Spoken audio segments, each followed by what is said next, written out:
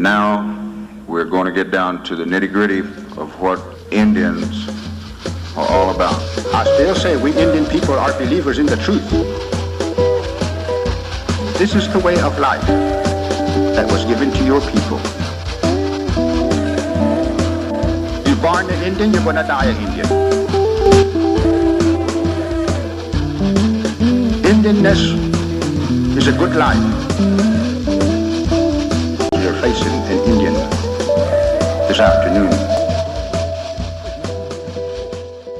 Good Saturday afternoon out there, everyone, and welcome to your number one source for Native American television news. It's Native News Today. Along with Mr. Gerald Wofford, I'm Jason Salzman, thanking you for joining us this week, and we got a great show lined out. Gerald, lots going on, lots to talk about as we enter the Labor Day holiday weekend. That's right. We hope that your Labor Day weekend is off to a great start there, a 3-day weekend. Always not a bad thing for everyone out there as we honor the American laborer out there. Yeah, that's right. You've chosen this afternoon to spend Native News Today right here with us, and we really do appreciate that. We certainly do, and Labor Day, obviously, we know what that means.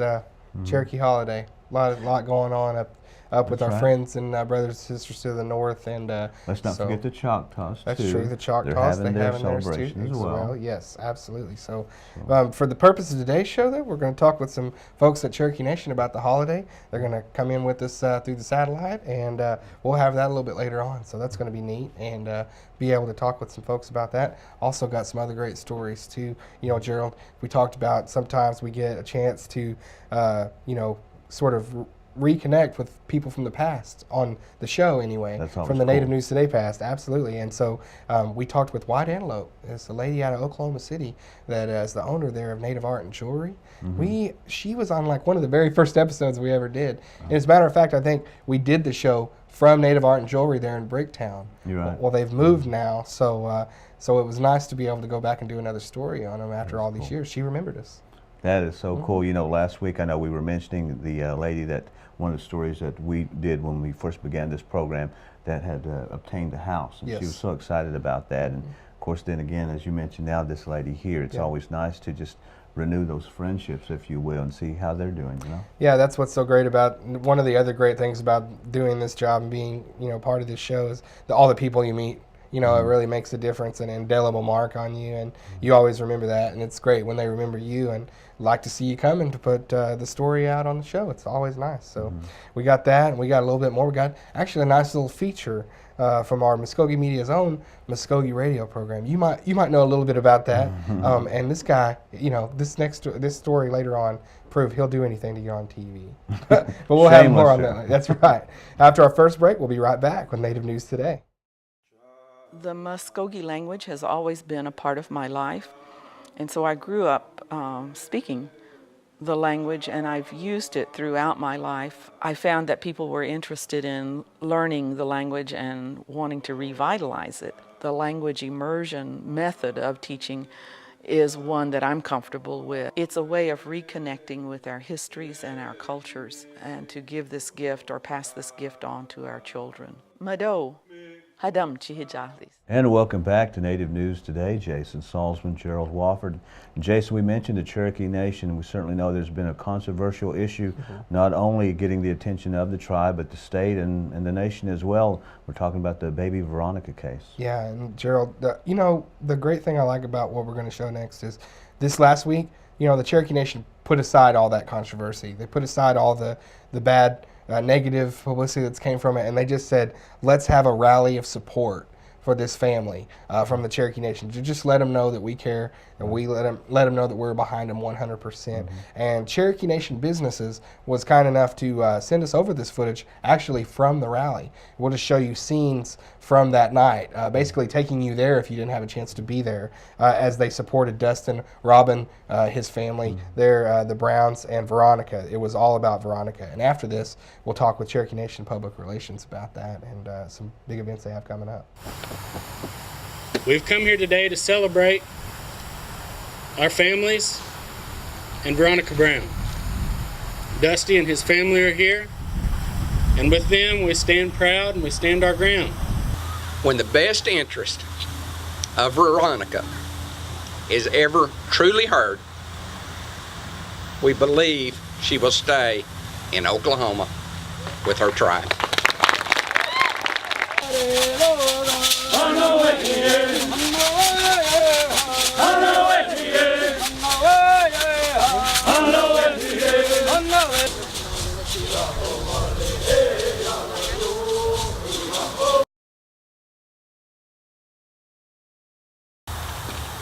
Thank each and every one of you for coming out tonight to show your love for Dustin and, more importantly, for Veronica.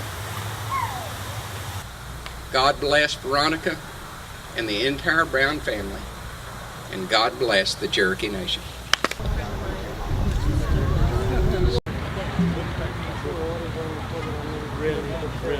And we want to thank our good friends at Cherokee Nation Businesses for providing that footage to us from the rally the other night for Dustin and Robin Brown, Cherokee Nation coming together in that situation. And with that, let's bring in Public Relations Representative for the Cherokee Nation, Miss Amanda Clinton, the lovely Amanda Clinton. Thank you for being with us today, Amanda. Hi, Jason. Thank you for having me. Oh, absolutely. Now, I know that you were probably there the other night, so it's nice to see the Cherokee Nation be able to hold that event and a lot of people out in support. Yeah, the Browns have a lot of support. You know, as Chief Baker has said, we are behind Dustin Brown and his fight to keep his daughter 100%.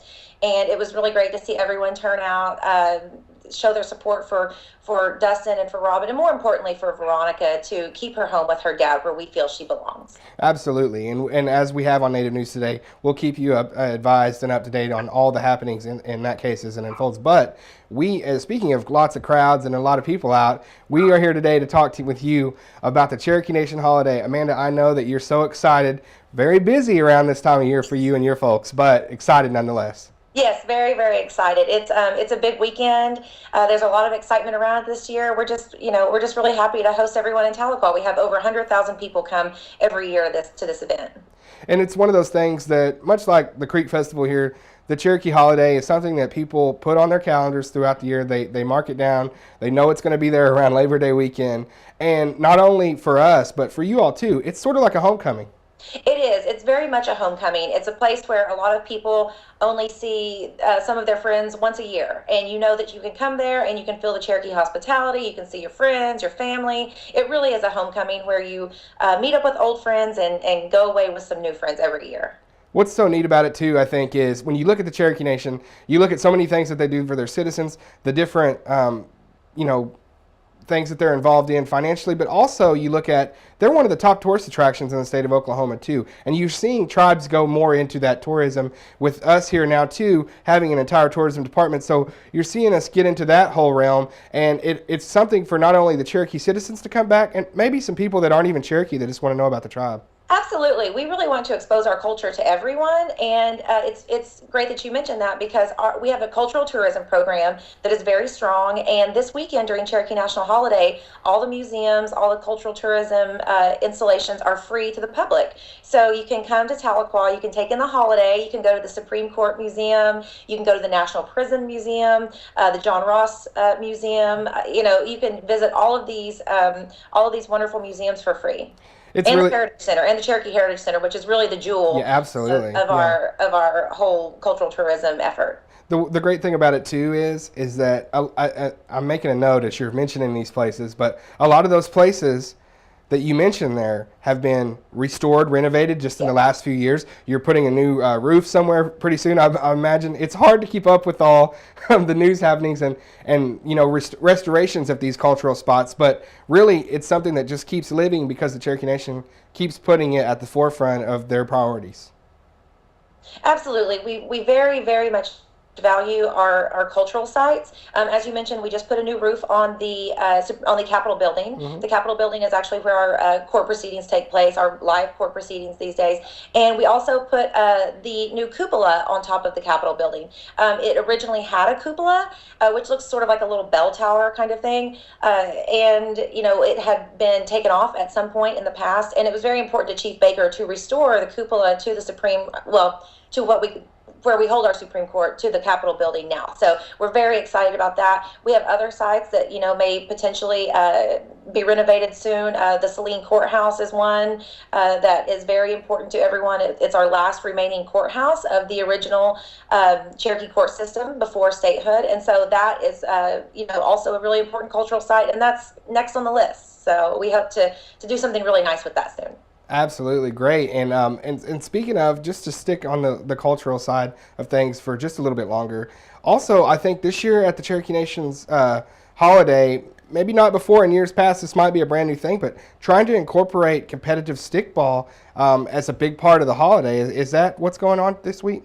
Yes, we do have stickball. We've always had traditional games where stickball and marbles and blowgun have always been held, but there is going to be a competitive stickball game, and I think there are a lot of people looking forward to that. I don't play stickball. I hear it's not for the faint of heart. So I think a lot of people are looking forward to watching a game, though. Especially for the women that are playing. Those are the ones you got to watch out for when the women are playing. They're pretty rough customers out there on the stickball. This is competitive stickball. It's not the kind where you're throwing the ball up on, to hit the fish. I mean, it is competitive stickball. Right. And I know that there are a lot of people who are just, really itching to get out there and play, and a lot of people who are just really excited to watch and really happy to only watch and be on the sidelines for that. Well, here on Saturday, there's still lots of things going on. This is a holiday weekend, so you get a little bit of an extra day there to where you're not thinking about work so quickly and quick turnaround. So there's still a lot of time for the folks to get out, right? Absolutely. We have events starting Friday evening going all the way through Sunday. Okay. We have powwow Friday night, Saturday night, State of the Nation, and the parade on Saturday morning, a car show on Sunday, arts and crafts, quilt contest, traditional games, kids fishing derby, 7:30 a.m. on Saturday. We have just so many things going on, and it lasts the entire weekend. And it caps off with a fireworks show on Sunday evening. Oh, wow. That's going to be great. Well, everybody definitely don't take Amanda's word for it, even though you can. This lady speaks truth. I know this. Jason, can I show you guys something real quick? Yeah, go ahead, please. Okay, if you can find our voter registration booth or our cultural tourism group, you can get some really awesome swag. Can you see this? Oh, wow. Look here. Wild About Cherokee. Yeah, so here, can you see this one? Hog fry. Hog fry. Hashtag hog fry. We have taken hog fries and wild onions into the social media world. Got this. Oh my goodness. I love Cherokee in the Cherokee language. Yes. Little Sequoia syllabary there. Cherokee on board. I love it. I think that's really great. Keep it coming. You got anything else over there? Yeah, we have some other just, stickers that are some designs. And I thought I had one handy, but I don't. But we have these great stickers that are card decals that say, "You had me at OCO." Oh my goodness. I think I saw one of those. I tell you what, we have our own little one there. You had me at Stone Go. So, hey, you had me at OCO. Works just the same. Amanda Clinton, PR with the Cherokee Nation. The lovely Amanda Clinton. Thank you so much for being with us today. And we love having you on the program and look forward to seeing you out and about at all of our great events. Thank you so much for always, showcasing the things that we do and having us on and always being such a great supporter of ours. We really, really appreciate it. So thank you so much for having us on. Absolutely. Anytime. Well, that's Amanda Clinton there, Public Relations with Cherokee Nation Businesses. Thank you, folks, for tuning in there. And we're going to go to our next break. We'll be right back with the rest of Native News Today.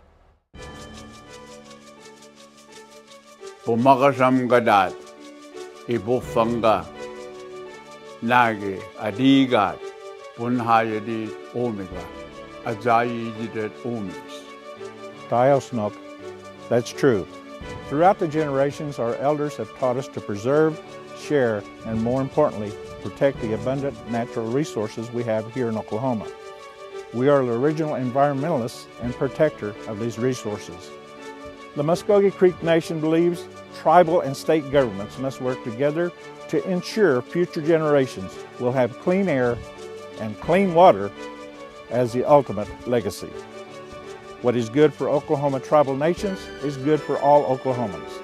Remember, tribes are truly the original Oklahomans.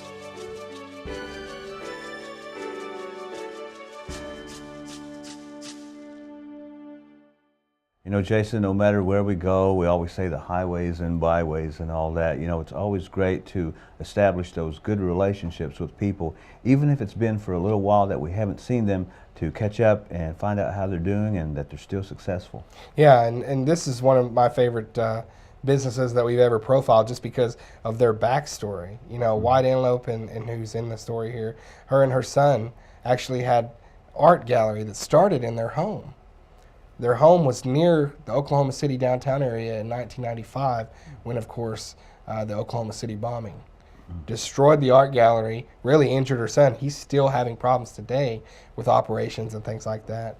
But out of that tragedy grew the advancement of their business, actually. They went and got a place at Bricktown, flourished there. It was just time to turn the page, make another move. And so we caught up with them down in Stockyard City at their new home in Oklahoma City, Native Art and Jewelry. We started in Bricktown, and we were in Bricktown, I think about 9 years before we moved here. And so our gallery represents about, I'd say 60 different artists from all different tribes. And my son is one of my jewelers. And so when we started here, we just thought the Stockyards would be a fantastic place to have a business, because with all the cowboys and, you know, Indians fit right in, right? And so, yeah, it's been great. You know, Bricktown was a wonderful place to be, but it's a whole different type of clientele, you know, I guess more younger people go there, and there's a lot of clubs, a lot of restaurants. And so the Stockyards it's so historic. You know, Cattleman's has been here 100 years. And it was just a blessing, because when I was wanting to move out of Bricktown, the gentleman next door to me, Jack Wells, he's another artist, and he came to Bricktown and he said, hey, you know, you'd be great out at the Stockyards. So I came down here and looked at the building, and it just seemed to fit right in with all of our Native American art and pottery, jewelry, everything. And so from one day to the other, we were just completely moved in and ready to go. And constantly the people here come from all over the world. And it's also a learning experience, because I get to talk about the tribes and explain to them the traditional things that we have. And so it's just been amazing. We started in the year 2000, going way back during the bombing, when they had the Oklahoma bombing at the memorial. My son was actually home, and we lived 3 blocks away from the memorial, and it actually blew up our house. And we had a little gallery, a little studio downstairs, so we lost everything. And from there, you know, it took a while to get back on our feet, and my son was injured, and so we had to deal with that. But that's what actually made him become a jeweler, because he used to be a rock sculptor, and after the bombing, he injured his knees, and so he couldn't carry rocks anymore. So that's how he went into the transition of making jewelry, which again was a blessing in its own self. And so from there, you know, we went, and I was working for the state at the time, because I'm a retired law enforcement officer too. And so when I retired, I got a little place. I mean, we had like a closet at the Bricktown. And so we started 400 square feet, and then we went from there to 1,000, and then we moved here. So like I said, we're blessed. It's a wow place. You know, when somebody walks in and goes, wow, look at this, it's awesome here. And then, you know, once you start explaining the traditions, like I said, the stories, you know, and I love to tell stories anyway, but by the time people leave, they're actually friends, and they come back every year when they visit Oklahoma. They come back, they tell their friends, and then I have things around the gallery that is not for sale. Like, we have a grandfather chair that everybody comes in, they sit down, they meditate, and I have a little sign on it that grandfather says, "Sit on me for good luck." And you should see how many people actually sit there and they have a chance to look at and take in everything that we have, you know. Right now we're open from Tuesday through Saturday, and we're open from 10 to 6 and close Sundays and Mondays. But later on, probably I'll be open again on Sundays and Mondays. I just hate missing people. You know, it's like when you go to sleep, you hate to miss something. That's what I feel like. If I'm not here, I'm gonna miss some excitement, you know. There is definitely a lot of people that think that there's still reservations, there's still teepees, you know, or they come in and they, you know, want to see Indians, they want to have food and all this kind of stuff. So we let them know where the galleries are, where the museums are, and even explain a little bit about food, you know, and the green chili and all that kind of stuff. So, you know, like I said, it's just educational, you know, and especially for kids, you know, because I like to give them gifts, and little kids, you know, a piece of turquoise, this is for good luck. And I mean, they think it's awesome, you know, like, wow, this is just so cool. So yeah, it's a wonderful experience just to come in. And I've got a lady, people around here that come in during lunchtime, and they say because it's so relaxing, and they just love, you know, the way it feels in here. Don't you? You know, Jason, here at Mvskoke Media, we have many facets, if you will, of our media outlets, and one of those is our radio show. That's right. Your radio show, huh? Well, you know, your own horn here today? Is that what's going on? Well, this guy? Well, it's a weekly show that Gary Fife and I guess myself, we host every week. We love it. It's a great show. I mean, we're honored to do it. You guys honored us more by coming down and doing a story on us. Yeah, man, because I wanted folks to not only hear the great radio program, the Mvskoke Radio program that you guys put on, I wanted them to see what goes behind it. And that's why we're having a little fun here now, because, you know, we have a lot of fun in putting things together and the behind-the-scenes look. It's nice to sort of show folks what goes into it. So Mvskoke Radio comes over the airwaves every Wednesday, and you're not going to hear it today. You're going to be able to see it and hear it. Mvskoke Radio. It's Jay. Welcome to Mvskoke Radio, your weekly source for tribal and community news, interesting guests and discussions, plus a local events calendar. And good morning. Welcome to the Mvskoke Radio. Mvskoke Radio, emanating from downtown Okmulgee's historic KOKL studios every Wednesday at 9:30 a.m. and hosted by Mvskoke Media's Gary Fife and Gerald Wofford, is a great link between the Mvskoke Creek tribe and its citizens. A link that Wofford is glad to have been a part of for several years now. Doing this over 20 years, we've got in our archive, I mean, you know, politicians, past chiefs, people that we've interviewed, and that's just so historical when you look back to the life of it. But, you know, the past 2 years, you know, with co-host Gary Fife, I mean, that's the veteran right there, the man who, Indian Radio, Mr. Indian Radio, that's probably how that started. To have that now, that just makes the program even that much more strong. For Mr. Indian Radio, or Gary Fife as it appears on his citizenship card, a storied career behind the mic has prepared him for this new gig, one that he feels is highly important to Native communities. Radio is such a natural medium for me. I'm very comfortable with it. You can dress any way you want. You know, you can have your hair all messed up or whatever. And as long as you sound good and come across and you know, activate your show, then I think you're effective. Radio is a wonderful medium for Natives. I like to say it comes straight from the oral tradition. I'm handing down stories from the elders on down and informing the people. My job has always been as the messenger. As Wofford looks back on his time as host, he's honored to have been witness to some great moments.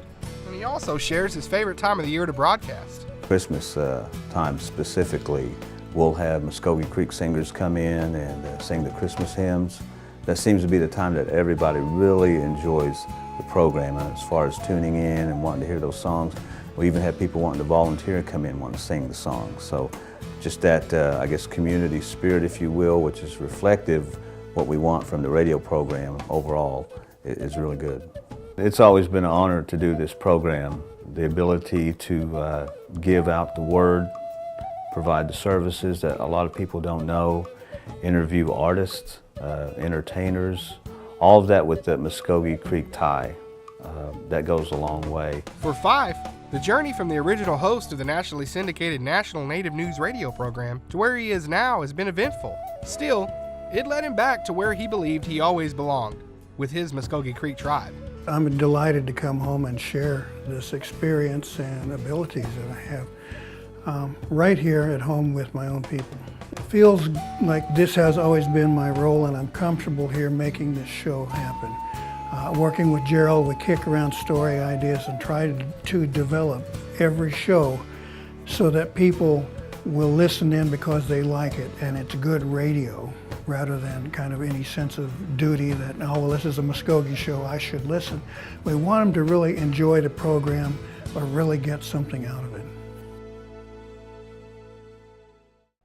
And the Mvskoke Radio. Now that's had a couple other different names in the past and a couple different hosts. It's cycled through. It's had quite a life, actually. I think, shameless plug coming up, I think I might have hosted the Creek Nation radio program once upon a time or two. Yes, it certainly has had its illustrious history. Myself of, and various hosts. That is correct. Myself and Jared Moore just getting in all kinds of trouble, just having a great time down there. It's good times. Good times. You know, Jason, what's really unique about the radio program, other than the newspaper, which of course is like the foundation, if you will, of our media department, the radio was the next outlet of that. Beginning, and you know, we can say over 20 years ago. Wow, and you've been there for it all. Well, yeah. Most of it, I mean, right? Yeah, you could say that. Yeah, you know, at one time, we broadcast over a lot of different stations and everything. We've always found our home in Okmulgee, the capital of the Creek Nation, and of course now with what you and Jared and others do here, you know, we're broadcast all over. Yeah, they click it's us awesome. on the internet. They do. They can hear the program anytime. What's cool too is, like, could it be said? I think you wouldn't argue. The radio show paved the way for Native News Today here, as far as Mvskoke Media branching. As you said, it took that one step to get further from the newspaper to get another outlet, and then you just naturally go into television. It took the right mix of us to get together, right? A natural progression, if you will. That's right. And Gerald is actually absolutely right. You can catch us anywhere, and that's the great thing. We're so interactive now. You can go to YouTube and type in, look for us, Creek Nation, you know, communications, any variants of Mvskoke Media, you know, that'll get you to our page, our YouTube channel, basically. We got an online channel there, and you can also get with us on Facebook, Twitter. It's a way for our fans to interact. You can search us on Native News Today on Facebook, at Native News Guys on Twitter, see what we're doing throughout the week. So it's a great way for them to stay That's kept right. up. Maybe not seeing what we're doing this weekend, Labor Day. Maybe not, I mean, no, you know, no. and everything. You're gonna have a relax, right? Yeah, absolutely. Yeah, we're thinking OU football this weekend. Get things kicked off. So. Yeah, tonight. That's You got right. it. So hey, for our producer Jared Moore and all of us here at Native News Today, in the meantime, you all take care. God bless. Yeah, we'll see you soon.